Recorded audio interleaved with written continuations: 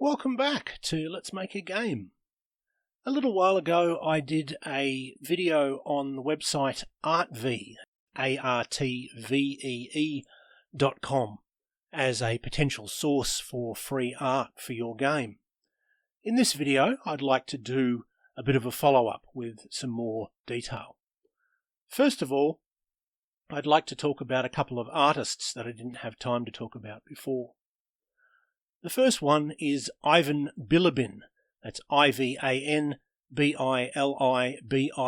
although I'll put the name of him and the other artist I'm going to talk about in the description of this video. He was a Russian artist who is most famous for a series of illustrations of Russian folk stories. I was unfamiliar with most of them, and I think most people in the English-speaking world will be unfamiliar with them unless perhaps you've studied them or you have a Russian ethnic background. So, for example, this illustration is from a specific Russian folk story, but to me, and probably to most of you, it's just a picture of a sort of Russian-looking woman holding a skull on a stick, and there's light coming from the skull, and that's sort of illuminating her way through the forest, which I think is a very cool image. These are illustrations, although he was influenced by Japanese printmaking. One of the distinctive things about his art is that he often has these very detailed borders, which often have natural features, animals and plants. Sometimes they have other details from the story, or at least that's what I assume they are. And if you wanted to, a lot of the time you could use those borders separately. Or, of course, conversely, you could cut the main picture out and use that separately to the border. The other artist I would like to talk about is N.C. Wyeth. His actual name was Newell Convers Wyeth, but he seems to be universally referred to as N.C. Wyeth, and certainly searching by that on this site gets the results for him. He illustrated children's books mostly.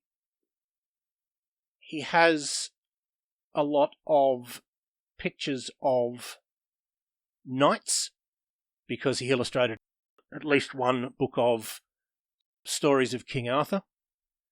He has quite a few pictures of Native Americans, including a series that he did illustrating Last of the Mohicans. He also did Treasure Island, which means that he also did Robin Hood, so that's another source of medieval looking pictures. He also did Treasure Island.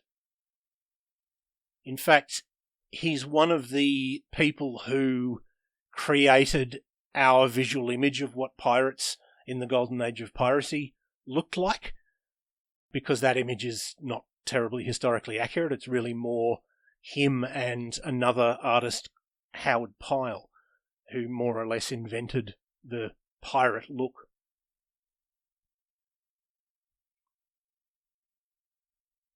And a lot of miscellaneous pictures as well. I would also like to advise you, when you find an artist that you like, don't assume that everything they did is going to be on Artvee, because in my experience a lot of good stuff won't be there. I'm not sure why a particular piece is on there and another piece isn't. It's not to do with copyright, because there's a lot of public domain pieces that aren't on Artvee. But what I often do is search on Google Advanced Image Search. I'll put that link in the description as well. So you might want to search, let's say we want to search for N.C. Wyeth. I find that it's useful to also specify a particular size so that very small results don't appear. And then